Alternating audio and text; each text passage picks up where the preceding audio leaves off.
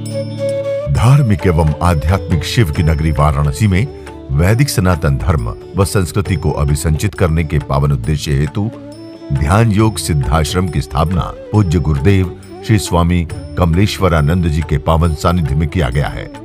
ऋषि मुनियों, साधु महात्माओं, संत मनीषियों की इस पवित्र धरती पर धर्म की स्थापना और लोक कल्याण के लिए हर युग में किसी न किसी रूप में ईश्वर का प्राकट्य होता आया है और पवित्र आत्माओं में ईश्वर का अंश उतरता आया है। आज के युग में भी पूज्य गुरुदेव श्री स्वामी कमलेश्वरानंद जी अपनी चैतन्य ऊर्जा से संपूर्ण जगत में सत्प्रेम की धारा प्रवाहित कर रहे हैं। पूज्य श्री की चैतन्य चेतना से साक्षात दिव्य सदग्रंथ ब्रह्मवाणी का अवतरण हुआ है, जिससे मानव का कल्याण हो सके। दीक्षा, साधना, ध्यान योग, सिद्धि प्रदाता एवं समस्त मूलभूत समस्याओं का निराकरण उपलब्ध कराने वाले पूज्य गुरुदेव श्री स्वामी कमलेश्वरानंद जी का लक्ष्य है पृथ्वी पर प्रेम की उपासना, आत्म जागरण और समस्त प्राणियों का आनंदमय जीवन। ऐसा जीवन जो शारीरिक, मानसिक, आर्थिक, पारिवारिक हर प्रकार के तनाव व दुखों से पूरी तरह मुक्त हो। इसके लिए पूज्य गुरुदेव श्री स्वामी कमलेश्वरानंद जी विभिन्न प्रकार की दीक्षाएं अनवरत प्रदान करते आ रहे हैं। ध्यान मूलम गुरु मूर्ति, पूजा मूलम गुरुपदम, मंत्र मूलम गुरुर्वाक्यम, मोक्ष मूलम गुरु कृपा। गुरु कृपा ही केवलम, गुरु कृपा ही केवलम। मैं ब्रह्म प्रिया नम्रता कमलनी आप सभी साधकों को हृदय से प्रणाम करते हुए उस परम पिता परमेश्वर की ओर ले चलने के लिए आप सबका आवाहन करती हूँ। जीवन का ये परम सौभाग्य कि पुनः एक बार इतना सुंदर क्षण निर्मित हुआ है कि हम सब एकत्रित हुए हैं उस परम पिता परमेश्वर के बारे में कहने और सुनने के लिए। आदि कालों से हमारे शास्त्रों में यही कहा गया है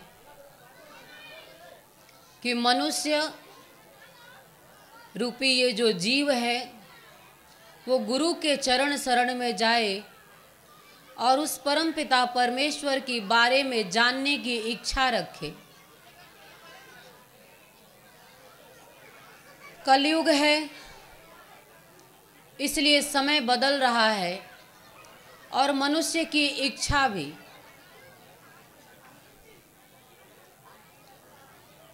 सद्गुरु के चरण शरण में जा कर के और हरि के बारे में जानने की इच्छा बहुत कम लोगों में मिलती है। इसलिए गुरुजनों ने जो आपकी इच्छा होनी चाहिए अब उसका बेड़ा गुरुजनों ने उठा लिया है। इसलिए हम प्रयास करते हैं आपके बीच में आने के लिए, क्योंकि हम जानते हैं कि आप बाह्य जगत की ओर बढ़ रहे हैं और बाह्य जगत की ही शिक्षा सिर्फ ग्रहण कर रहे हैं, पर अंतर जगत के बारे में आप नहीं जानना चाहते हैं, क्योंकि अभी आपको बोध नहीं है कि क्या कुछ आप अंतर जगत से पा सकते हैं। और इसी बोध को देने के लिए, इसी ज्ञान को देने के लिए हम हर बार एक प्रयास करते रहते हैं, आपके बीच में आते रहते हैं। शांत मन से यदि आप शांत हो जाएंगे और हमें सुनेंगे तो ही आप हमें समझ पाएंगे। वैसे तो आप विद्यालय में भी जब जाते हैं और यदि शांत मन से, पूर्ण भाव से विद्यार्थी जीवन में यदि आप नहीं होते हैं तो आप शिक्षक की बातों को ग्रहण नहीं कर पाते हैं। और ये पाठशाला तो ऐसी है कि बड़ी ऊंची चीज हम आपको बताने वाले हैं। चलिए प्रत्यक्ष दर्शन करते हैं उस ईश्वर को, उस परमात्मा को आप देख करके भी नहीं देख पाते हैं। ये धरती जिस पे आप बैठे हुए हैं और ये धरती जो आपको अन्न दे करके आपके जीवन का पोषण करती है, उसमें भी उस परमात्मा का वास है। जानते हुए भी हम नहीं देखते हैं। शास्त्र कहते हैं कि जब हम उठते हैं तो धरती को हमें स्पर्श करके प्रणाम करना चाहिए, क्योंकि ये माता धरती हमारे बोझ को उठाती हैं। ऐसे ही जब आप सूरज को देखते हैं तो सूर्य आपको उष्मा देता है, सूर्य देवता है। सूर्य आपको भरने के लिए उनका उदय होता है। व्यक्ति सूर्य को यदि धरती को देखना शुरू कर दे, सूर्य को देखना शुरू करे, वायु को देखना शुरू करे, पेड़ पौधों को देखना शुरू करे, तो धीरे धीरे परमात्मा को देखने की आदत बन जाएगी। इसीलिए हमारे ऋषि मुनियों ने कहा है प्रत्यक्ष दर्शन। कल गुरु के बारे में आपको बताया। आज जो गुरु से जिसका उद्भव है इस पूरे ब्रह्मांड का, तो धीरे धीरे जगत की जो ये व्युत्पत्ति है उसको देखते हुए मनुष्य जीवन को सीखने की जरूरत है। धरती से धैर्य को धारण करना है। धरती से आप क्या सीख सकते हो? धरती से धैर्य धारण करने की कला सीख सकते हैं। और सूर्य से जलते हुए भी संसार को प्रकाश देने की क्रिया। आपके जीवन में भी ऐसी नाना प्रकार की स्थितियां उत्पन्न हो जाती हैं, लेकिन आप में और सूर्य में अंतर क्या है? सूर्य व्याकुल नहीं होता, सूर्य परेशान नहीं होता, सूर्य निराश नहीं होता, सूर्य हताश नहीं होता। आग की तरह जलते हुए आपकी स्थितियां तो बड़ी छोटी सी होती हैं। बड़ी एक हल्का सा रेशा भी जब जीवन में दुख के रूप में आता है, तो ये मनुष्य रूपी जो सूर्य है, आपके अंदर भी सूर्य का प्रकाश है, ब्रह्म रूपी प्रकाश। बड़ी मैं आपके अनुरूप ही बात कर रही हूँ। अगर जानना समझना चाहेंगे तो समझ में आएगा। ये सूर्य जो आप देखते हैं वो सूर्य आग का गोला है, लेकिन वो हर रोज अपने आप को तपाता है इस संसार सागर को रोशनी देने के लिए। मनुष्य को वहाँ से सीखने की आवश्यकता है। जीवन में किसी भी प्रकार की स्थितियाँ परिस्थितियाँ निर्मित होती हैं तो कभी घबराना मत, कभी हताश और निराश मत होना। तुम्हारे पास सद्गुरु है, तुम्हारे अंतर जगत में बैठा हुआ तुम्हारा ईश्वर है, परमात्मा है। बस नित्य नित्य उसके चरणों में अपनी प्रार्थना रखना। जब प्रार्थना रखोगे तो सूर्य के जैसे तुम्हारे अंदर धीरे धीरे क्षमता आने लगेगी। तुम भी ऊर्जा से भरने लगोगे और तुम में इतनी शक्ति आने लगेगी कि प्रकाश के रूप में फैलने लगोगे। और ऐसे उदाहरण मनुष्य रूप में इस संसार सागर में जन्म लेते हुए पुरुष में देखें तो मर्यादा पुरुषोत्तम भगवान श्री राम की चर्चा करना चाहूंगी कि सूर्य के तरह आलोकित होते हैं इस संसार सागर में, जबकि मनुष्य रूप में आए हैं और मनुष्य शरीर में आए हैं तो पीड़ा तो सबको होती है, संघर्ष तो करना पड़ता है, क्योंकि जन्म ही जो है वो संघर्ष से ही शुरू है। जब बच्चा गर्भ में आता है माँ के, वहीं से उसके जीवन का संघर्ष शुरू हो जाता है। और माताएं बहनें भी बड़ी संघर्ष करती हैं आपके जीवन में जब, लेकिन वो खुशी का पल होता है और आप जन्म देना चाहती हैं। भगवान श्री राम के जीवन में भी नाना प्रकार की घटनाएं घटती हैं जो सामान्य मनुष्य झेलने के लायक ही समझ में नहीं आता है, लेकिन प्रभु श्री राम के जीवन से भी यही घटना सीखनी है कि नाना प्रकार की स्थितियों से गुजरते हुए भी होठों पे हमेशा मुस्कान सजाए रहते हैं। जैसा अपने आप को बनाना चाहोगे वैसे वैसे धीरे धीरे आपकी क्षमता बढ़ती चली जाती है। कोई भी जब महापुरुष इस संसार सागर में आता है तो आता है बिल्कुल साधारण सा, एक नन्हा सा प्यारा सा बच्चा, चाहे वो स्त्री हो और चाहे वो पुरुष हो, लेकिन सद्गुणों को तरह से आप देखते हो, दृष्टि आपकी जिधर होगी।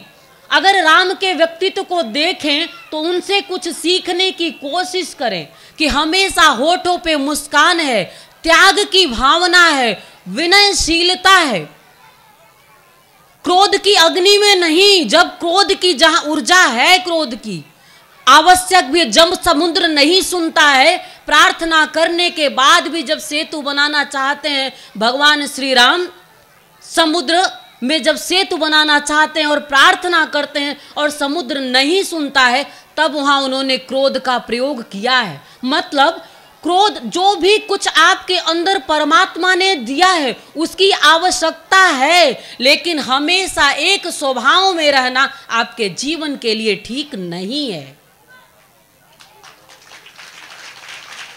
जहां मुस्कान की आवश्यकता है वहां मुस्कान बिखेरिए, जहां क्रोध की आवश्यकता है मतलब निर्माण की, वहां जरूरी है वहां उस रूप को भी दिखाइए। अग्नि से भोजन पकाया जाता है, लेकिन अग्नि अगर शरीर पे लाया जाए तो शरीर भस्म होकर के समाप्त हो जाएगा। इसका अर्थ क्या है कि चूल्हे में तो अग्नि की जरूरत है, लेकिन शरीर के पास अग्नि की आवश्यकता नहीं है। इसलिए समय विशेष की बातों को समझिए और परिस्थितियों के अनुरूप ही अपने अंदर जो सद प्रवृत्ति है, जो परमात्मा ने दी, कब दुष्प्रवृत्ति में बदल जाती है। प्रवृत्तियां सद है, प्रवृत्तियां आपके जीवन के निर्माण के लिए है, लेकिन जैसे ही आप उसका दुरुपयोग करना शुरू करते हो वही प्रवृत्ति दुष्प्रवृत्ति में बदल जाती है। आदमी को इसीलिए रुक करके देखने की, समझने की बड़ी आवश्यकता है। और राम मुस्कुराते हैं तो हजारों का दिल जीत लेते हैं। कहते हैं कि जब जंगल की ओर धीरे भगवान को जब वनवास होता है तो जब वो जंगल की ओर जाते हैं तो कहते हैं कि अनेकों लोग उन्हें देखने के लिए निहारते रहते हैं कि एक दर्शन मिल जाए, ये कौन ऐसा सत्पुरुष आ रहा है। या सीता माता को देखते हैं तो लोग सोचते हैं कि कौन ये ऐसी स्त्री है जो अद्भुत दिखती है, जो रूपवती है। क्यों ऐसा दिखता है? सद्गुण एक ऐसा कारण है जिससे प्रेम एक ऐसा सद्गुण है, करुणा, दया, ममता, ये सब कुछ एक ऐसा सद्गुण है जिसके माध्यम से आप पूरे संसार सागर को जीत सकते हो। पर इसके लिए आपको अपने ऊपर कार्य करना पड़ेगा। मनुष्य का ये जो खोपड़ी है, मनुष्य का जो ये सर है, देखें अगर इसमें तो सुबह से लेकर के और रात तक नाना प्रकार के विचार उत्पन्न होते रहते हैं। जैसे किसान खेत में बीज डालता है, आप खेत में बीज डालते हो, कभी गेहूं लगाते हो, कभी कोई भी अनाज बोते हो, उसके साथ साथ घास भी उगाती है, उगती है ना। तो आप क्या करते हैं, किसान क्या करता है, फिर निराई गुड़ाई करता है। वो जाता है और देखता है कि ये बड़े घास आ गए हैं हमारे खेत में, और वो समझ जाता है कि ये जो फसल मैंने बोया है इसके लिए ये ठीक नहीं है। फिर वो क्या करता है, निराई गुड़ाई करते हुए जो पौधे को नुकसान करने वाली चीज है उसको वो निकालता है और निकाल करके खेत से बाहर फेंक देता है। ऐसे ही ये मनुष्य की खोपड़ी, नाना प्रकार के विचार उत्पन्न होते हैं आपके मानस में। जब तक आप अपनी निराई गुड़ाई नहीं करोगे, कैसे उस ब्रह्म को समझ पाओगे, कैसे उस श्री राम को धारण कर पाओगे, कैसे माता जो सीता है उनके सद्गुण को कैसे धारण कर पाओगे। अरे जब खेत में तुम्हारे इस खेत में, इस मानस में नाना प्रकार के दुष्प्रवृत्तियों से जब विचार ही उत्पन्न हो गए हैं और निराई गुड़ाई करना तो तुमने छोड़ ही दिया है, तो फिर तुम सद्गुण को कैसे धारण कर पाओगे। जहां खेत में पूरा ऐसे ही घास भर गया है उसमें फसल की संभावना है क्या? वो बड़ी तेजी से बढ़ता है। यही दुर्गुण है, जो दुष्प्रवृत्ति है बड़ी तेजी से बढ़ने लगती है, और फिर तुम्हारी सद प्रवृत्ति, तुम्हारे अंदर तुम्हारा जो निर्माण है, जो ईश्वर ने किया है, वो सद प्रवृत्तियों से आपको बनाया है। सद प्रवृत्तियों से जब आपका निर्माण है, लेकिन दुष्प्रवृत्ति को आप इतना हावी होने देते हो कि आपकी सद प्रवृत्ति आपके ही अंदर मर जाती है। और यही एक कारण है कि आप साधारण से मनुष्य को रूप में जन्म लेते हैं और साधारण ही होकर के मर जाते हैं। लेकिन कोई कोई आपके बीच में आता है, वो साधारण रूप, कोई भी किसी का भी जन्म हुआ होगा तो साधारण रूप में ही होता है, लेकिन वो अपने आप को निखारते, अपनी निराई गुड़ाई करते। भगवान श्री राम को देखिए जरा, गुरु वशिष्ठ से सीखते हैं, गुरु विश्वामित्र से सीखते हैं, और जब वनवास की स्थितियों को देखें तो कितने प्रकार के साधु संत उनको मिले हैं, और सबके चरणों में अपने आप को, अपने भाव समर्पित करते हुए भगवान श्री राम ने सीखा है। जबकि मर्यादा पुरुषोत्तम ब्रह्म कहे जाते हैं, पुरुषों में भी उत्तम, लेकिन सीखने की क्रिया देखिए। मैं तो पुरुष का मतलब आज ये समझती हूं कि अकड़ करके खड़े होना। स्त्री थोड़ा सा कुछ आपको कह दे तो पुरुष का भाव वहां पे आ जाता है कि मैं पुरुष हूं, लेकिन भगवान श्री राम के अंदर तो ऐसा नहीं आता है। जहां भी आप उनको देखोगे विनयता के साथ वो चरणों में झुके ही रहते हैं, और यही झुकने की क्रिया भगवान को श्री राम बना देती है। आप में भी ऐसे सद्गुण होने चाहिए। मनुष्य हैं इसलिए आप में सीखने की प्रवृत्ति होनी चाहिए, और मनुष्य हैं इसलिए हमें निराई गुड़ाई करने की भी प्रवृत्ति होनी चाहिए। स्वयं को देखने की क्रिया कि क्या सबसे अच्छा है हमारे अंदर, उसका विकास करना है, और क्या बुरा है। कहीं दुष्प्रवृत्ति को तो धारण नहीं कर रहे हैं, कहीं दुर्विचारों में तो नहीं जा रहे हैं, कहीं दुर्भावना से हम ग्रसित तो नहीं हो रहे हैं। अगर आप अपनी निराई गुड़ाई नहीं करोगे तो आप बड़े ही बेकार होते चले जाओगे इस संसार सागर में, और आपकी स्थिति फिर ऐसी हो जाएगी कि इस संसार में कोई पूछने वाला नहीं रहेगा, और हर व्यक्ति ये चाहता है कि मुझे ये संसार सिर पे धारण करे। सिर पे वही धारण किया जा सकता है जो धारण करने योग्य होता है। और परिस्थितियां आपकी कहीं मायने नहीं रखती हैं। राम वनवास जाते हुए भी राम है, और रावण महल में रहते हुए भी राक्षस कहा जाता है। रावण का पुतला बना करके ये समाज क्यों उसको जलाता है? क्योंकि हम कभी भी दुष्प्रवृत्तियों को स्वीकार नहीं करते हैं, जबकि वो भगवान शिव के बड़े भक्त हैं रावण, लेकिन फिर भी समाज ने उनको स्वीकार नहीं किया। जबकि ज्ञानी है, राजा है, भक्त है, उसके बाद भी स्वीकारोक्ति क्यों नहीं? क्योंकि एक दुर्गुण अहंकार का सारी चीजों पे भारी पड़ जाता। मैंने कहा ना कि आपका जो सद्गुण होता है बादल की तरह उस पे छा जाती है आपकी दुष्प्रवृत्तियां, और आप समझ ही नहीं पाते हो कि ये दुर्गुण आप में कब धीरे धीरे इतना पनप गया कि आप राक्षस के रूप में खड़े हो गए। नहीं चाहिए रावण। किसको चाहिए रावण? कोई रावण बनना चाहता है? नहीं चाहिए रावण।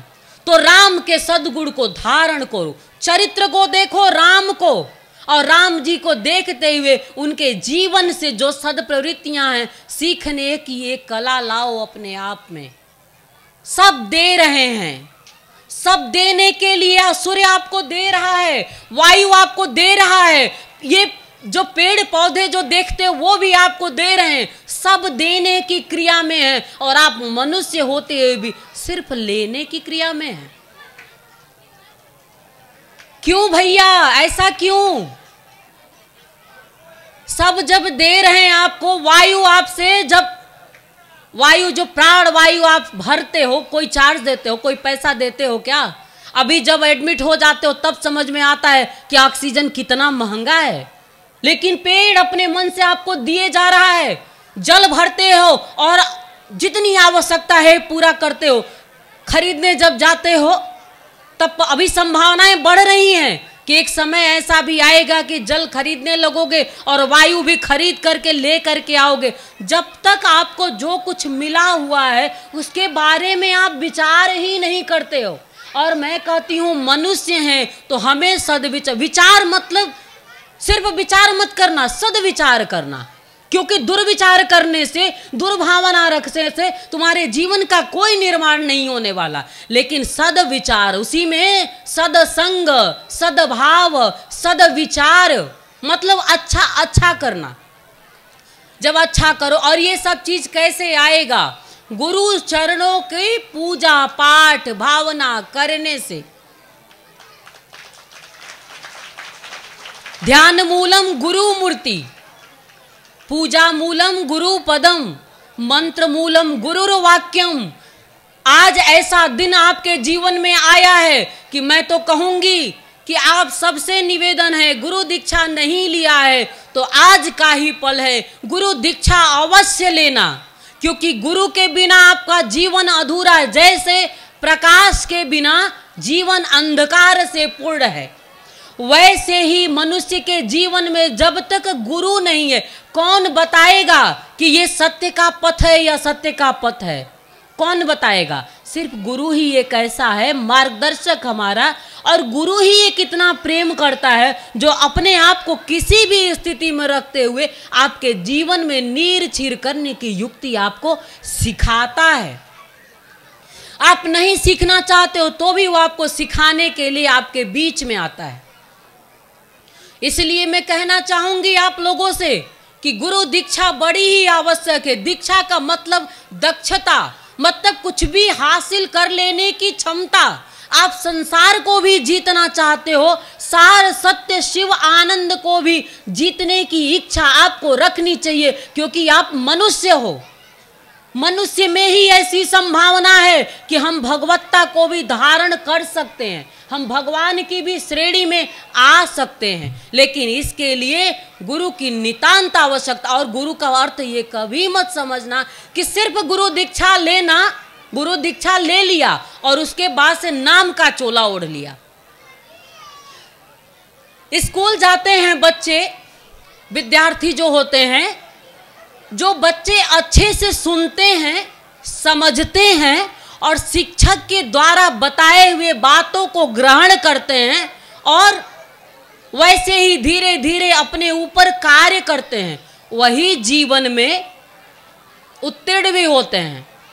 और जो बच्चे सिर्फ क्लास में तो बैठते हैं, पढ़ते नहीं, समझते नहीं और शिक्षक का ही मजाक उड़ाते हैं, ऐसे भी विद्यार्थी होते हैं। ये उदंड होते हैं कि ऐसे भी लोग होते हैं जो सुनते ही नहीं, समझते ही नहीं और जीवन में किसी भी तरह से अपने उतारते ही नहीं कही हुई बातों को। फिर ऐसे विद्यार्थी क्या होते हैं? अंततः फेल हो जाते हैं। तो आपके शिष्य होने का अर्थ ये है कि जो हम आपको जब भी रास्ता बताते हैं वो हमेशा सत्य शिव आनंद का बताते हैं, क्योंकि हम आपको जीवन में सुखी देखना चाहते हैं। आप सुख चाहते हो जीवन का? सुख कौन नहीं चाहता? अपने जीवन को आनंद से भरना कौन नहीं चाहता? और यदि चाहते हो तो गुरु को आपको अपने हृदय में स्थान देना पड़ेगा। और संसार की स्थितियों से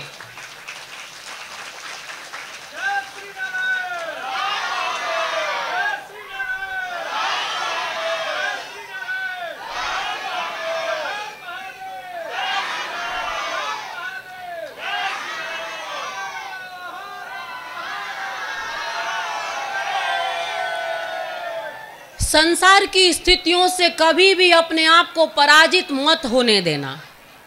आप सोचते हो कि आपके जीवन में कुछ भी ऐसी स्थितियां निर्मित हो जाती हैं तो आप बहुत ज़्यादा परेशान हो जाते हो और हार जाते हो। हारने की कोई आवश्यकता नहीं है, क्योंकि परम ऊर्जा के रूप में आपके अंतःकरण में यदि गुरु को स्थापित कर लो तो मैं आज से ही आपको कहती हूँ कि आपकी संसार में जय ही होगी।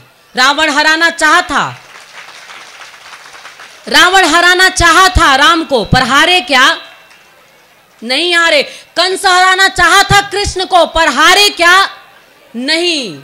ऐसे ही नाना प्रकार की शक्तियों का उद्भव हुआ इस संसार सागर में, और राक्षसी प्रवृत्ति के लोग हमेशा आपको हराना चाहेंगे, हमेशा आपको परेशान करना चाहेंगे। लेकिन आप अपने हृदय में यदि सद्गुरु स्वरूप शिव को लेकर के चलोगे तो जीवन की ऊर्जा और क्षमता हमेशा बनी रहेगी और आप इस संसार सागर में जय का रास्ता अवश्य ढूंढ लोगे।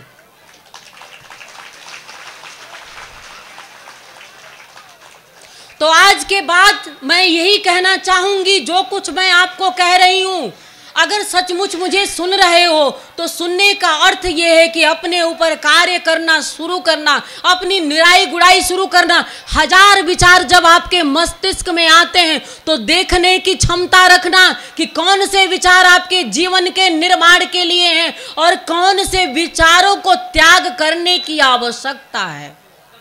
यदि आपके दुर्विचार से आपका परिवार बिखर रहा है, यदि आपके दुर्विचार से आपका संसार बिखर रहा है, यदि आपके दुर्विचार से आप जीवन में ही आपका जीवन स्वयं में समाप्त हो रहा है, तो ऐसे दुर्विचारों का त्याग करना। और जब त्याग, ऐसे विचारों का त्याग करने की प्रवृत्ति आप सीख लोगे तो सद प्रवृत्ति को अपने आप धीरे धीरे अपने मानस में धारण करने लगोगे। और जब धारण करने लगोगे तो ये संसार आपको धारण करेगा और इसी में आपकी जय होगी। और जय और विजय के लिए ही, आपको विजय दिलाने के लिए ही गुरु आपकी जिंदगी में आता है। कुछ रहे या ना रहे, कुछ रहे या ना रहे, मुस्कुराते हुए भगवान श्री राम की तरफ वन में चले जाएंगे। फल फूल तो मिलेगा, खा लेंगे, और नदी तो बह ही रही है, जल पी लेंगे। पर ऐसा धैर्य धारण करके देखना, ये साधारण सी बात नहीं है, बड़ी ऊंची बात है। अगर ऐसी बातों को धारण करना शुरू कर दिए तो तुम देख लेना, एक दिन असाधारण व्यक्तित्व के धनी हो जाओगे, क्योंकि ये क्षमता तुम में आ जाएगी। और जय ही तुम्हारे अंदर ऐसी क्षमता आएगी, फिर तुम अपने आप में सुखी हो जाओगे। संतुष्टि जीवन का सबसे बड़ा सुख है, संतोष सबसे बड़ा सुख देता है। बहुत सारे धनवान व्यक्तियों को देखे होंगे आप, हमने भी देखा है, धनवान तो होते हैं, सुख का पता नहीं। और फकीर की झोपड़ी को भी देखा होगा आपने, कुछ भी नहीं होता है पर आनंद बरसता रहता है, क्योंकि मन में संतोष है।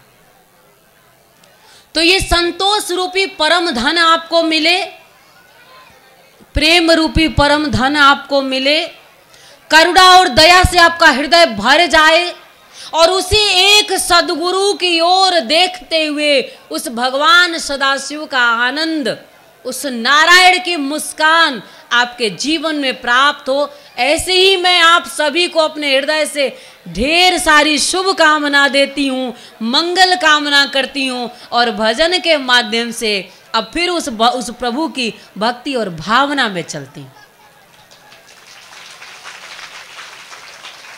कहने के लिए बहुत है, लेकिन कह कह के भी कहाँ घा पाएंगे उसे। हम कहते रहेंगे, आप सुनते रहोगे। अभी जितना कह दिया बहुत है, उसमें से ही बस हीरे मोती चुरा करके अपने जीवन का निर्माण कर लेना, बस इतना ही आपसे निवेदन करती हूँ। हरि हरि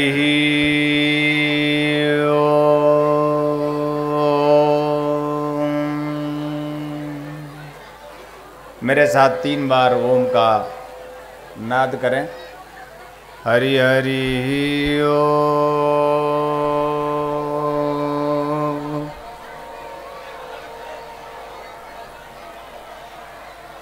हरि हरि ओम,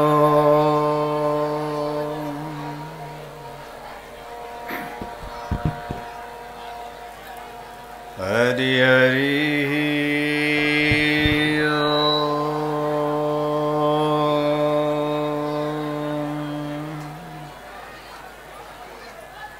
हरि हरि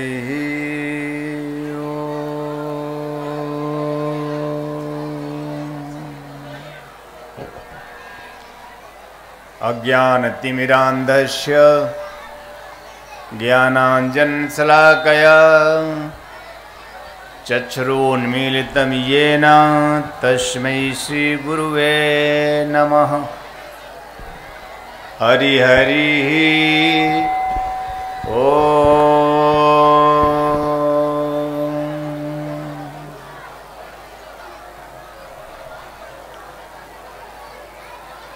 गुरुर्ब्रह्मा गुरुर्विष्णु गुरुर्देवो महेश्वरः गुरु साक्षात् परम ब्रह्म तस्मै श्री गुरुवे नमः। मनुष्य जीवन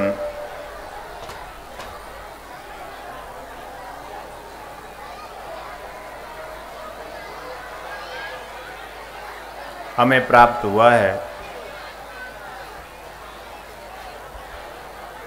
संभवतः यह हमें कभी कभी याद आता है कि हम मनुष्य हैं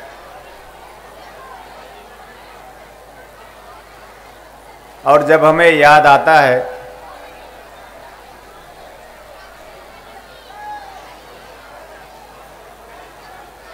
और तब हम जब चिंतन करते हैं तो पाते हैं कि मनुष्य का जीवन गहनतम अंधकार में है। अगर आप अपनी आंखें बंद करें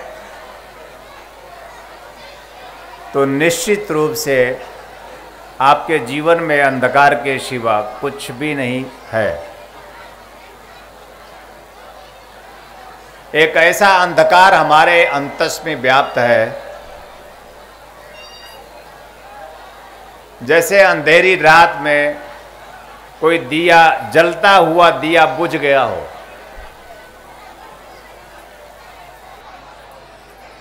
हम आंखें बंद करें तो अंधकार बाहर नहीं, अंधकार हमारे भीतर है और बाहर के इस अंधकार में हम फिर इस प्रकाश के माध्यम से देख सकते हैं। लेकिन अब मनुष्य के भीतर छुपा हुआ अंधकार, गहनतम अंधकार, मनुष्य कैसे देख सकता है अपने जीवन को? कुछ पल के लिए आप सभी अपनी आंखें बंद कर लें तो एक गहनतम अंधकार आप में व्याप्त है और हमारा ऋषि स्वयं भगवान शिव भी यही कहते हैं, अज्ञान तिमिरांधस्य। यह जो अंधकार हमारे अंदर व्याप्त है वह अंधकार है अज्ञानता का। हमें कुछ भी नहीं पता है। हमारा जीवन हमें क्यों प्राप्त हुआ है,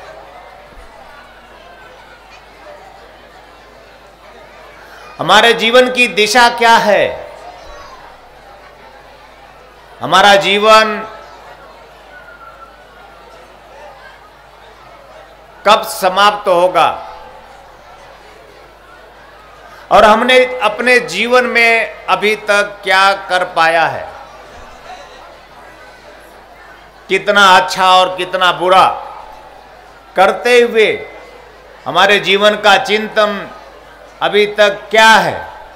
सिर्फ यही कि हम अपने आप को पति के रूप में जानते हैं या सिर्फ यही कि अपने आप को पत्नी के रूप में जानते हैं, या हम पुत्र हैं या पुत्री हैं या संसार के सारे सगे संबंधी हैं। हमने अपने आप को क्या मान रखा? और अगर हम पति हैं तो हमारे प्राण छूटेंगे, अगर हम पत्नी हैं तो हमारे प्राण छूटेंगे, अगर हम पुत्र ही बनकर समाप्त हो जाएंगे तो जीवन का कोई अर्थ नहीं, हमारा जीवन व्यर्थ जाएगा। अगर इस संसार सागर में सगे संबंधियों को ही सत्य मानते हुए कि यही जो दिख रहा है यही सत्य है, इसी को सत्य समझते हुए जीवन जिएंगे तो हम अवश्य ही एक दिन समाप्त हो जाएंगे। हमारे जीवन का जो ध्येय है, हमारे जीवन का जो आनंद है, हमारे जीवन का जो पाथेय है, हम उसे प्राप्त नहीं कर पाएंगे और हमारे जीवन में जो गहनतम अंधकार व्याप्त है, हम उसे कभी भी दूर नहीं कर पाएंगे। कभी भी उस उस प्रकाश, उस आत्म ज्योति की ओर हम नहीं पहुंच पाएंगे जिसके लिए हमारा जन्म है, और जिसे प्राप्त कर ही हमारे जीवन का आनंद है।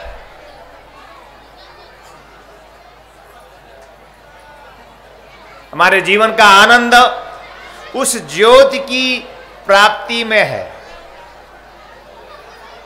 हमारे जीवन का आनंद उस आलोक, उस प्रकाश, उस परमात्मा की प्राप्ति में है।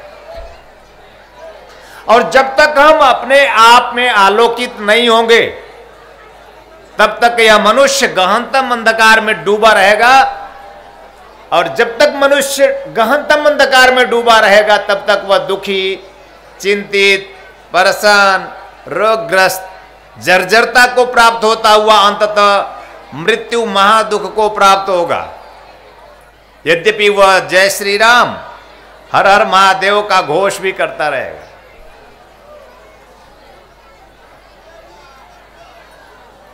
एक पल के लिए भी तुम शांत नहीं हो सकते, एक पल के लिए तुम मौन नहीं हो सकते, तो तुम उस ज्ञान प्रकाश की ओर नहीं बढ़ सकते। जो शांत होगा स्वयं में, जो मौन हो जाएगा कुछ पल के लिए स्वयं में, जिसके मुख बंद हो जाएंगे, वही उस सत्य की ओर मुख करेगा, वही उस शिव की ओर, उस आनंद की ओर, वही नर उस नारायण की ओर बढ़ पाएगा।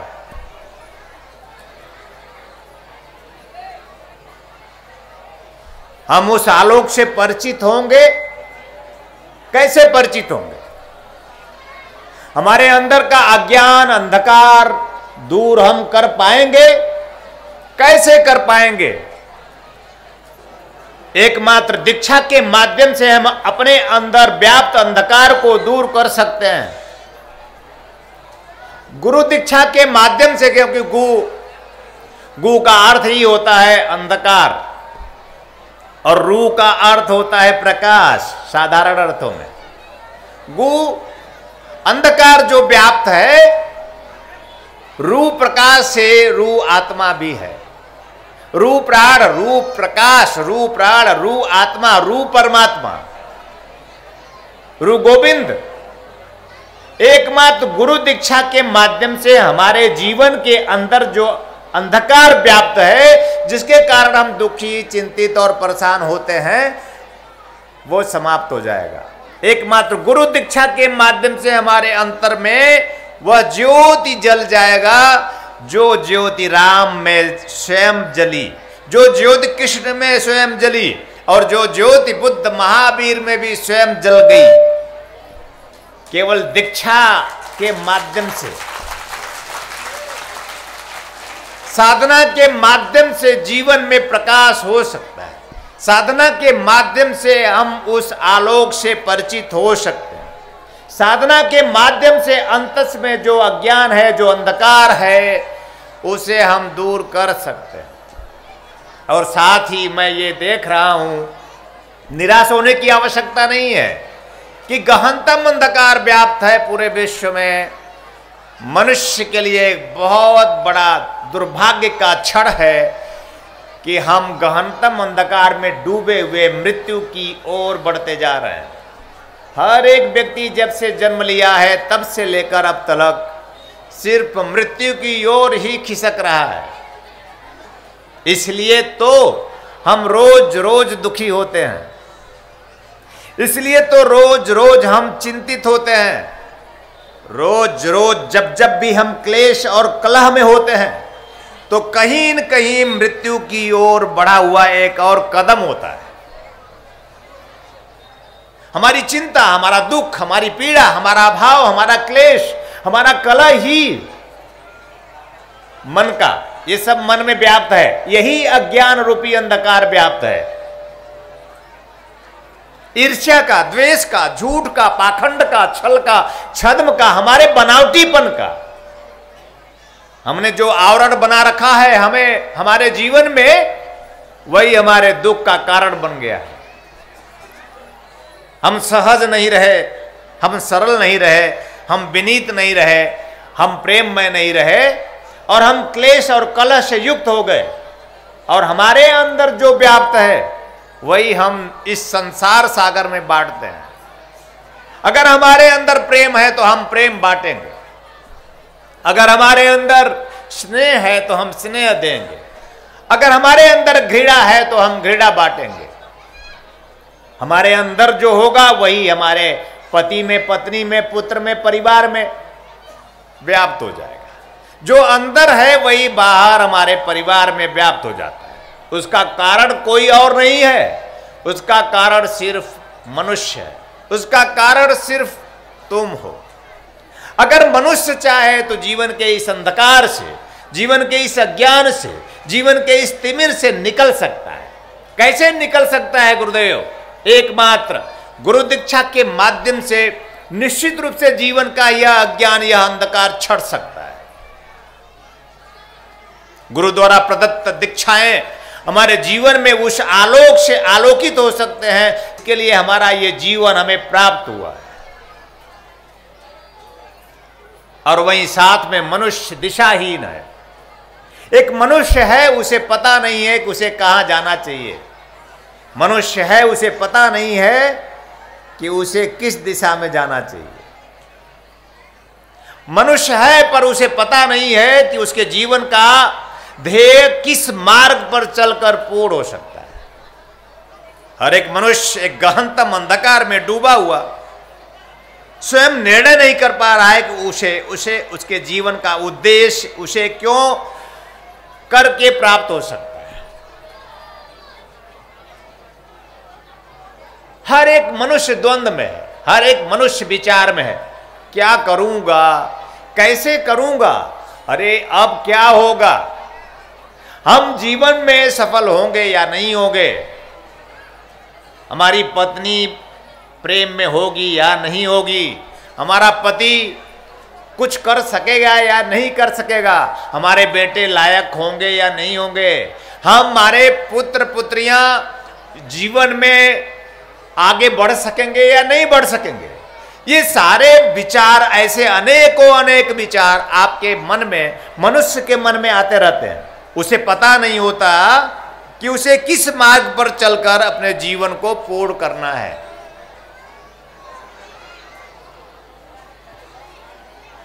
मनुष्य दिशाहीन है।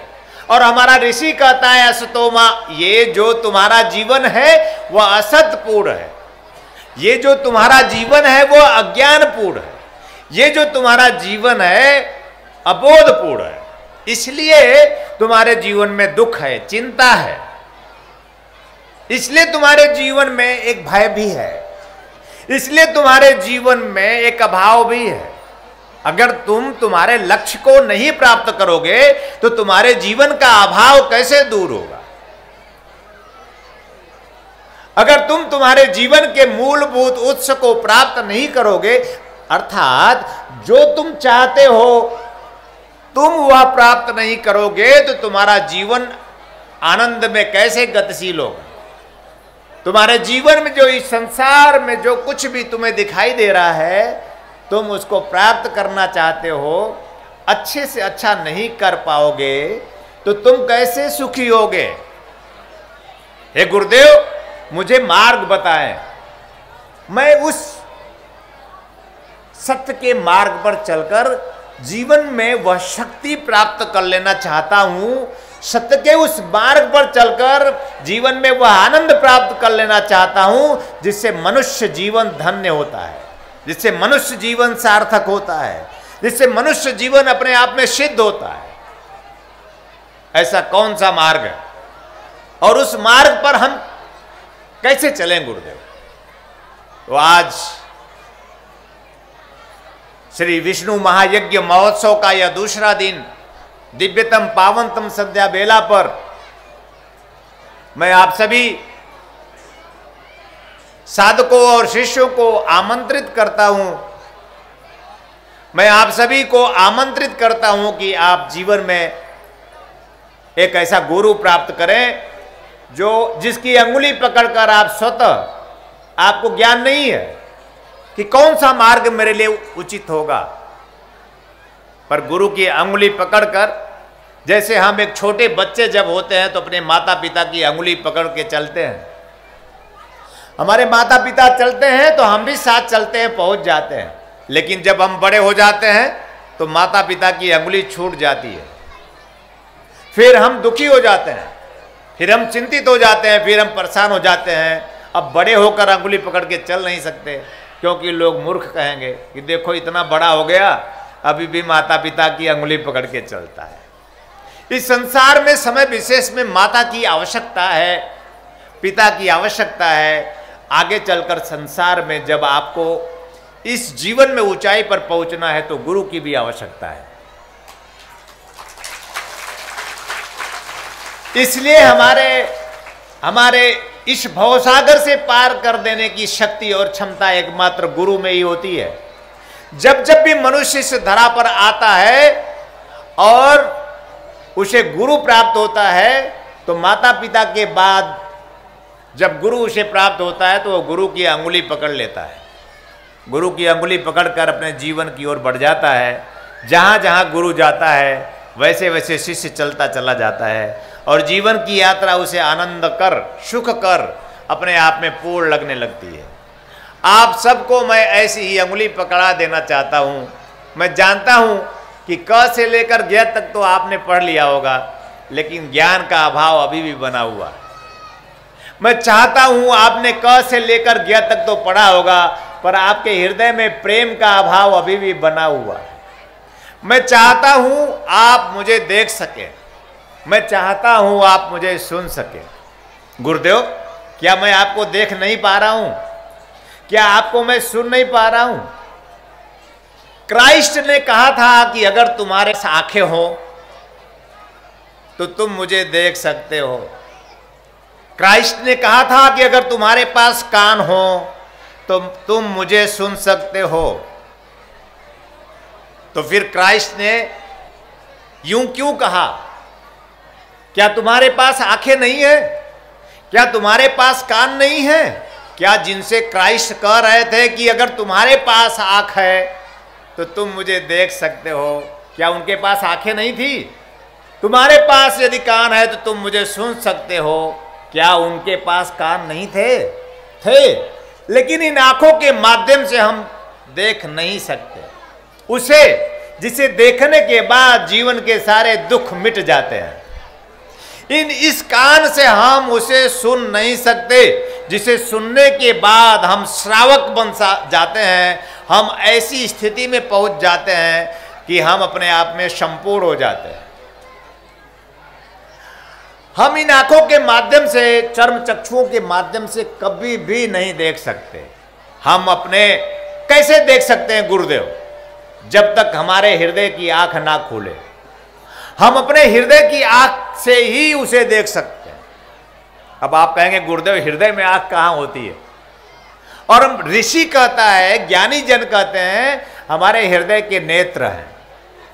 हम हृदय के नेत्र के माध्यम से ही उसे देख सकते हैं, जिससे देखने के बाद, जिसके दर्शन के बाद सारे दुख मिट जाते हैं। यूं तो तुमने मेरी कई बार दर्शन की है, लेकिन कुछ न कुछ दुख शेष रह गए हैं। मैं चाहता हूं तुम्हारे जीवन में कोई दुख शेष रहे ही नहीं।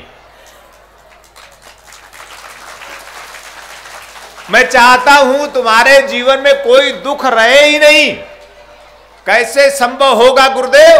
एकमात्र हृदय की आंखों को जागृत करने से, हृदय की आंखों को खोल देने से। जब आपके हृदय नेत्र जागृत होंगे, हृदय की आंखें खुलेंगे, तो आप अपने गुरु को, किस गुरु को?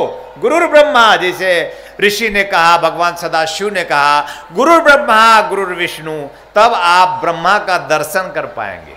तब आप सही मायने में गुरुर विष्णु, वह जो नारायण हैं, वो जो पुरुषोत्तम हैं, वो जो समस्त दुखों से पार परे कर देने की शक्ति और क्षमता से युक्त हैं, जिनके लिए आप यज्ञ समारोह कर रहे हैं, जब तक हमारे हृदय की आंख ना खुलेगी वह नारायण हमें प्रत्यक्ष दर्शन ना देंगे।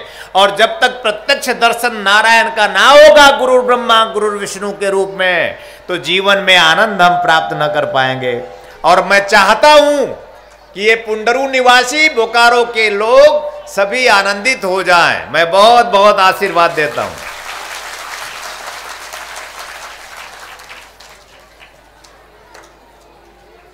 दिव्य सदग्रंथ ब्रह्मवाणी में उस ब्रह्म ने गुरु ब्रह्मा गुरु विष्णु गुरुदेवो महेश्वर, जिसको ब्रह्मप्रिया ने स्वयं प्रत्यक्ष दर्शन किया है। क्यों? क्योंकि इन चर्म चक्षुओं के माध्यम से आप नहीं देख सकते, आप भी देख सकते हैं। यदि आप गुरु दीक्षा प्राप्त करके अपने गुरु को निश्चल भक्ति दें, अपने गुरु को निश्चल प्रेम करें, अपने गुरु को निश्चल पूजा दें, तो आपके हृदय का नेत्र खुल जाएगा।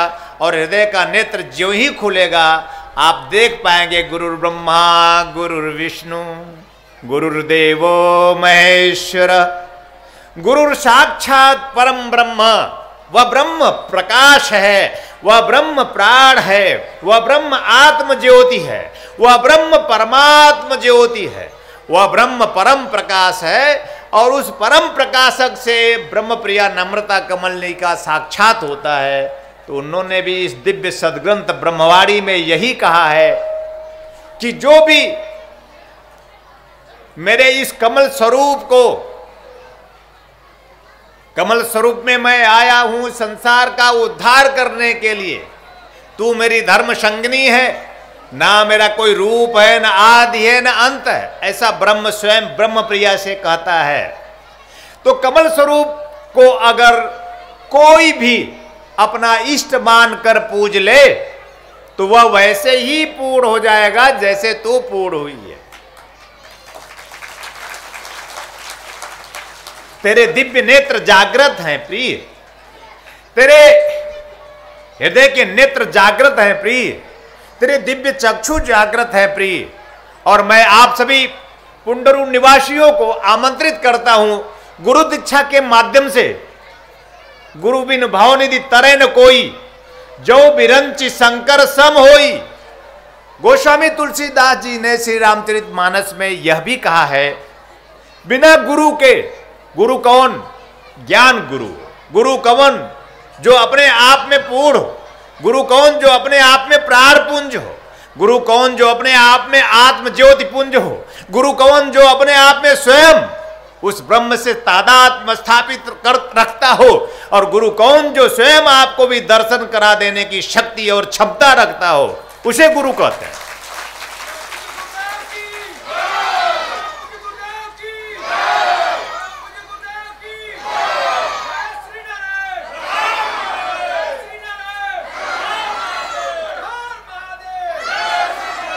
और ऐसे गुरु से दीक्षा प्राप्त करके ही हम अपने दिव्य चक्षु को जागृत कर सकते हैं, अपने हृदय के नेत्र को जागृत कर सकते हैं। जीवन क्या होगा इससे? इससे होगा तुम्हारे जीवन के दुख मिट जाएंगे, इससे होगा कि तुम्हारे जीवन के रोग मिट जाएंगे, इससे होगा कि तुम्हारे जीवन की जो पीड़ा है, जो अभाव है, जो दारिद्र्य है, वो सब समूल नाश हो जाएगा। और तुम एक चमकते सितारे की भांति संसार सागर में अपने आप में स्तंभ, कीर्ति स्तंभ बनकर संसार में जाने और माने और पूजे जाओगे। मनुष्य होना अपने आप में सार्थक और सिद्धि और सफलता और श्रेष्ठता परमोक्षता प्राप्त करना है। अगर तुम मनुष्य होकर भी आकाश की ऊंचाई पर ना पहुंचे, अगर तुम मनुष्य होकर गुरु के माध्यम से उस नर नारायण का दर्शन ना किए, जो नर में भी है, वह नर में भी है, वही नारायण स्वयं गुरु के माध्यम से स्वयं में प्रत्यक्ष हो जाता है। उस सत्य का, उस शिव का दर्शन ना किए तो जीवन का कोई ध्येय नहीं, कोई लक्ष्य नहीं।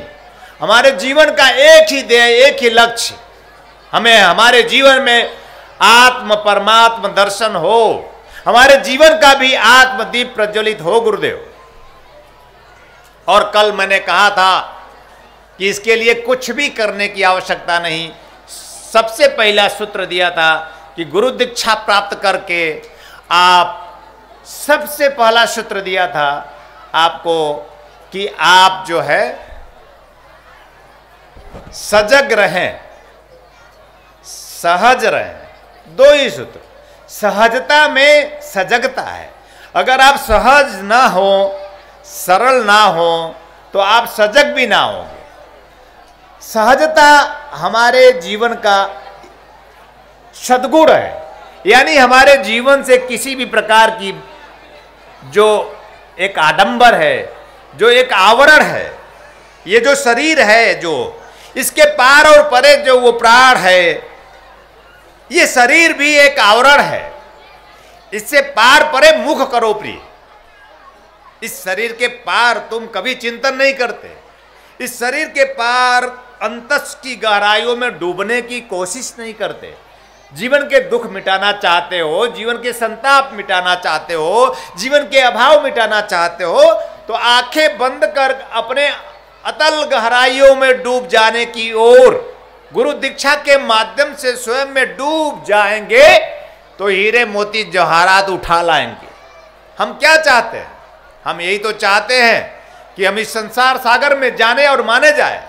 और इसके लिए जब आप गुरु के सम्मुख बैठते हैं तो एकमात्र गुरु के सम्मुख बैठकर बच्चे बन जाए, गुरु के सम्मुख बैठकर सहज बन जाए। किसी भी प्रकार का आपको दम बना हो, किसी भी प्रकार का आपको मैं ना हो, किसी भी प्रकार से आप कर्तापन में ना हो। आप एक निपट व्यक्ति हैं, आप एक साधारण व्यक्ति हैं, आप एक सामान्य व्यक्ति हैं। बस सहज और सरल होकर हाथ जोड़कर गुरु दीक्षा प्राप्त कर अपने जीवन में सहजता के साथ उस असाधारण स्थिति को प्राप्त करना जिसके लिए मानव जीवन को धन्य कहा गया है। आकर 4,84 लाख योनियों में हम भटकते हुए उस प्रभु की कारुणिक कृपा से मनुष्य जीवन प्राप्त किए। तो मनुष्य जीवन प्राप्त करके अगर हमें हमारे जीवन में गुरु न प्राप्त किया तो हम इस भवसागर से पार ना हो सकेंगे। और मैं चाहता हूं कि आप इस भवसागर से पार हो जाए।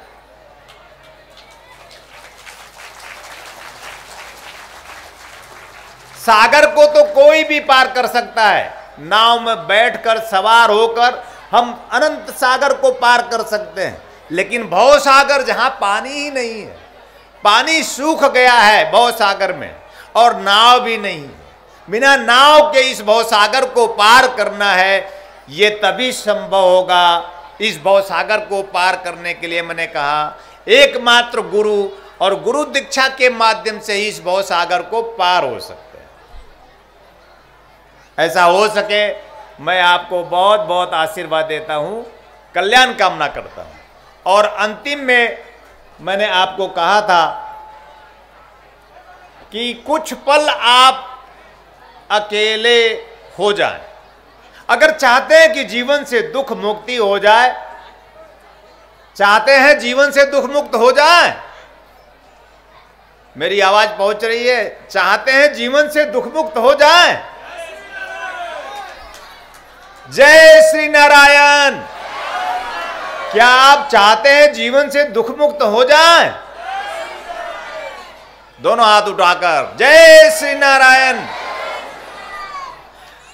तो अगर आप चाहते हैं कि जीवन में आप दुख मुक्त हो जाएं, तो इस बात का ध्यान रखना, जब आपने जन्म लिया था तो आपको कोई दुख नहीं था, कोई चिंता नहीं थी, कोई परेशानी नहीं था। जैसे जैसे आप बड़े होते गए वैसे वैसे दुख बढ़ता गया, चिंता बढ़ती गई, परेशानी बढ़ता गया। मैं आपको बच्चा बना देना चाहता हूं फिर से। और बच्चा बनकर जब आप अपनी गुरु की गोदी में आएंगे तो आपकी सारी चिंता मिट जाएगी। मां की गोदी में हम निश्चिंत थे, निर्भीक थे, निर्द्वंद थे। अब मां की गोदी छूट गई है। अब गुरु की गोदी में हम अगर बैठ जाएं उछलकर, कैसे बैठ सकेंगे? जब बच्चे बन जाएंगे। बच्चे जो सहज हों, सरल हों, निष्कपट हों, जो प्रेम में हो, वही बच्चा अपने गुरु के पास जाएगा और उनसे गुरु दीक्षा प्राप्त करके उनके गोदी में उछलकर बैठ जाएगा कि अब मेरे जीवन का दुख आपका, मेरे जीवन की चिंता आपकी, मेरे जीवन की परेशानी आपकी। हे गुरुदेव, मेरे जीवन का रोग और संताप भी, कई जन्मों के पाप और ताप भी सब आपके, इससे बढ़िया क्या हो सकता है। और मैं आपको आमंत्रित करता हूं पुंडरूक वासियों, आइए आपके गुरु गोदी में आप बैठकर गुरु दीक्षा प्राप्त कर अपने जीवन को धन्य कर लीजिए। जय श्री नारायण। इसके लिए कुछ पल अकेला व्यतीत कीजिए, कुछ पल अकेले में हो जाइए। आप अकेले थे, आए थे, अकेले हैं भी, अकेले चले जाएंगे। आपको कुछ भ्रम है कि कोई साथ है तो वो भी छूट जाएगा, क्योंकि संसार की रीति है, कोई भी संबंध शाश्वत नहीं है। पति अभी है, अभी नहीं होगा, पत्नी अभी है, अभी नहीं होगी, पुत्र भी अभी है और अभी नहीं होगा, और हैं भी तो धीरे धीरे संबंध कुछ दूर होते चले जा रहे हैं। आप देखिए, छूटते जा रहे हैं। हम संबंधों से स्वयं धीरे धीरे छूटते चले जाएंगे और एक दिन अकेले बच जाएंगे। और मैं कहता हूं, अकेले में ही उसका आना होता है। जब तुम अकेले हो जाओगे तब तुम उसकी पुकार करोगे, उस ईश्वर की, उस परमात्मा की, उस प्रभु की पुकार तभी तुमने किया है जब तुम अकेले हो। अकेले होगे कुछ पल के लिए तो तुम उस परमात्मा की पुकार करोगे, क्योंकि उस एकाकीपन में ही परमात्मा याद आता है। जब तुम्हारे जीवन में कोई आस नहीं, कोई विश्वास नहीं, किसी भी प्रकार से किसी प्रकार का संबंध तुम्हें पूर्ण नहीं करता और कोई संबंध पूर्ण तुम्हें करता नहीं, तब तुम एकमात्र हाथ जोड़कर उस परमात्मा को, उस प्रभु को एकांत में जाकर पुकारते हो।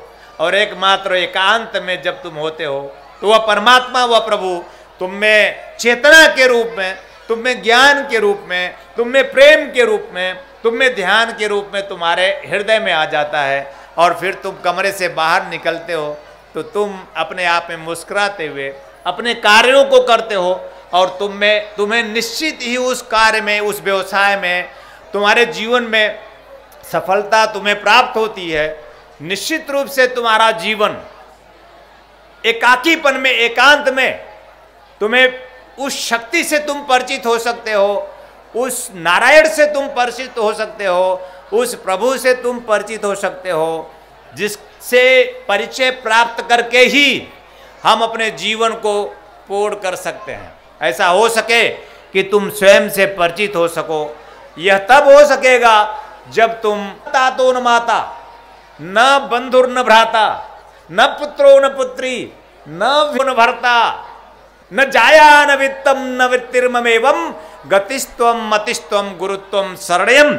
आदि गुरु शंकराचार्य ने यह श्लोक कहा है कि जब तुम यह सत्य मान लोगे, जब तुम यह सत्य जान लोगे, कुछ पल के लिए यह अंदर भी समझ लोगे कि यह रहते हुए भी नहीं है, न तो कोई पिता नहीं होता, कोई माता नहीं होती, न तातो न माता, न पुत्रो न पुत्री, कोई पुत्र नहीं होता, कोई पुत्री नहीं होती। तब क्या है गुरुदेव ये? बोले माया और भ्रम है। ऐसा लगता है, प्रतीत होता है कि ये मेरे हैं, अपने हैं, लेकिन यही मेरे अपने हमसे छूटते जाते हैं और एक दिन छूटते ही चले जाते हैं। ऐसा क्षण आता है कि हम एक दिन मृत्यु के मुंह में समा जाते हैं, खड़े खड़े देखते रह जाते हैं कि ये मेरा ही पति था, मेरी ही पत्नी थी, मेरे ही पुत्र थे, मेरे ही परिवार थे, मेरे ही स्वजन सगे संबंधी थे, और ये सब समाप्त हो रहे हैं। राम नाम सत्य है कि हम घोष करते हैं, पूरे गांव के लोग मिलकर के राम नाम, राम नाम, राम नाम। अरे तो जोर से बोलिए ना, राम नाम। अरे तो चोरी का ही कर रहे थे अभी तक। राम नाम, अरे भैया राम नाम। गांव में जब कोई मरता होगा तब कहते हैं ये तो तुम्हारा गुरु है कि हम तुम्हें जिंदा करने के लिए राम नाम सत्य करते हैं। तालियां। अगर राम नाम सत्य है तो हम हर पल अपने श्वासों में राम को क्यों नहीं जपते? हम राम राम राम राम राम और राम ही राम क्यों नहीं करते? गुरुदेव काम कैसे करेंगे, रोटी कैसे बनाएंगे? अरे मूर्ख, हाथ से राम राम थोड़ी जपते हैं। अपने पैर से इस संसार में चलो प्रिय, अपने हाथों से पुरुषार्थ करो प्रिय, लेकिन अपने हृदय से प्रार्थना करो प्रिय, राम नाम राम नाम। अरे भाई समय तो आएगा ही, दोनों हाथ उठा लीजिए, राम नाम, अरे राम नाम। कुछ लोग हाथ नहीं उठा पा रहे हैं, जल्दी समय आने वाला है क्या? हाथ उठाइए, राम नाम राम नाम राम नाम राम नाम। ये मरने के बाद नहीं सत्य होता, जीते जी जो राम नाम को सत्य कर लेता है, कैसे कर पाएगा? एकमात्र सद्गुरु के माध्यम से उस आत्म ज्योति को प्रज्वलित कर, अपने जीवन के गहनतम अंधकार को दूर कर, अपने जीवन में उस राम को स्वयं में प्रत्यक्ष कर, नर से नारायण, पुरुष से पुरुषोत्तम बन, राम नाम को सत्य कर जाएगा। ऐसा हो सके आपके जीवन में भी, आप सबके जीवन में राम नाम सत्य हो सके, मैं हृदय से आशीर्वाद देता हूं, कल्याण कामना करता हूं। जय श्री नारायण, हर हर महादेव, जय श्री नारायण। पूरे जोर से हर हर हर महा। अब आप मेरे साथ श्लोक बोलेंगे। पुंडरूक निवासी सब बहुत ज्ञानी हो चुके हैं, मेरे साथ देखिए कैसे गाएंगे। बोलिए, गुरुरु ब्रह्मा गुरुरु विष्णु गुरुर्देवो महेश्वरा। कौन कहता है कि पुंडरूक निवासी संस्कृत नहीं पढ़ते? देखिए, गुरुरु ब्रह्मा गुरुर्विष्णु गुरुर्देवो महेश्वरा गुरुर्साक्षात् परम ब्रह्मा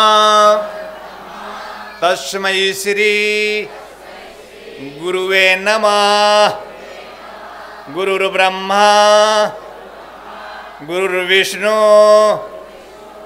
गुरुर्देवो महेश्वरा गुरुर्साक्षात् परम ब्रह्मा तस्मै श्री गुरुवे नमः। कैसा लगा? कैसा लगा? कैसा लगा? हर हर हर। जहां आप सभी के सहयोग से संस्थान द्वारा विभिन्न पुण्यदायी प्रकल्प संचालित हो रहा है, वहीं समाज को सृजन हेतु पूज्य श्री की चैतन्य चेतना से दिव्य सद्ग्रंथों का प्रकाशन भी किया जा रहा है। ध्यान योग की निर्मल धारा जन जन में प्रवाहित करने वाले पूज्य गुरुदेव श्री स्वामी कमलेश्वरानंद जी की चेतना का साक्षात्कार दिव्य सद्ग्रंथ ब्रह्मवाणी एक ऐसी रचना जिसका अवतरण स्वयं हुआ है और जिसकी साक्षी बनने का सौभाग्य मिला सुश्री नम्रता कमलिनी जी को।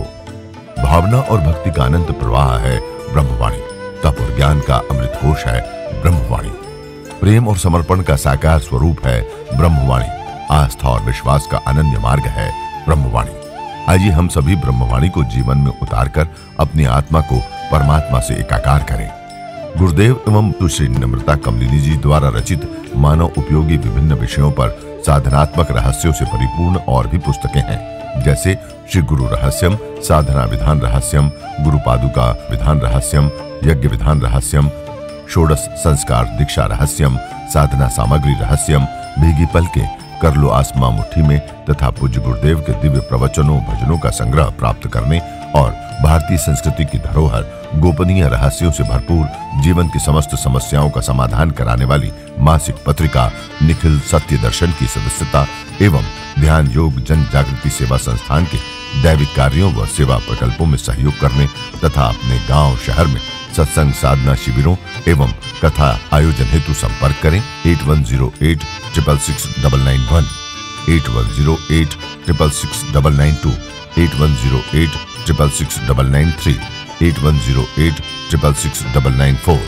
Facebook www.facebook.com/kamleshwaranand/, Twitter twitter.com/kamleshwaranand, instagram.com/Swami Kamleshwaranand ji, YouTube www.youtube.com/Swami Kamleshwaranand ji।